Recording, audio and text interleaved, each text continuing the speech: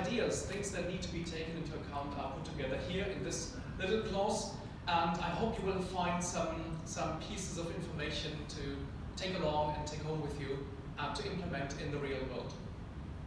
Considerations for implementation, a hands-on guide.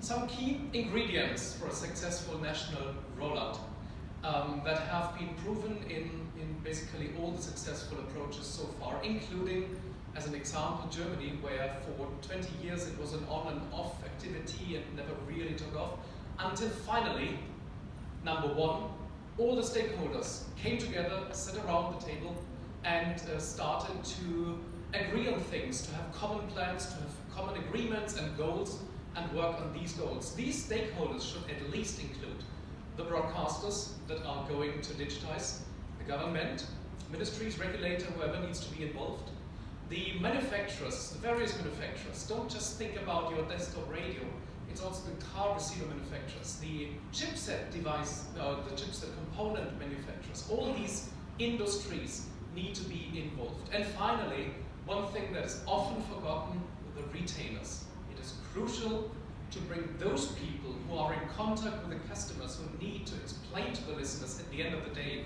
why they should buy this particular device. They need to be in the know. What are the benefits for the listeners? Why should a listener that is in the store actually buy this particular device? There's nothing more disillusioning, let's say, for a listener when he's all energized about what he heard about digital radio, all the great benefits. He goes to the store, and the first question of that guy there is, what is digital radio?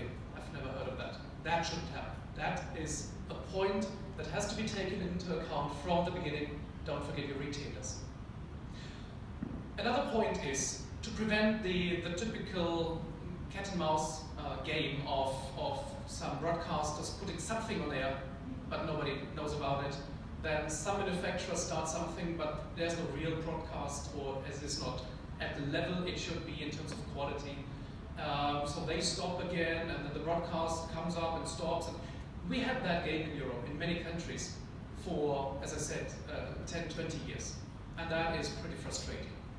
So, therefore, the point is, once everybody gets together and works together, the first thing this group of people needs to decide is an official launch date.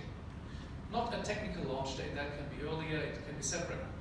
And plenty of things need to be worked out towards that launch date. But this is the one date that you announce to the public as the start of digital radio in the country.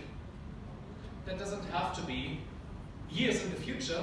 As an example, in Germany, the decision was taken in May, we'll have that in a second, of 2011 to restart digital radio in the country, and by 1st of August, that was announced as the official launch date.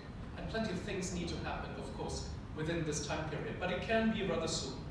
And then make everybody cooperate and have a good coordination between all the stakeholders, everybody that needs to contribute to the successful launch.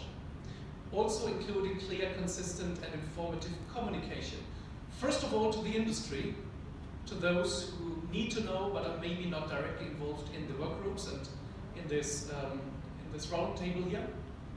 And then, of course, when we get closer to the actual launch date, talking to the public, explaining what are all these huge benefits of digital radio, why should the listener be interested. Keep in mind, listeners don't care about the technology at all. They care about the content and the new benefits they get from digital radio.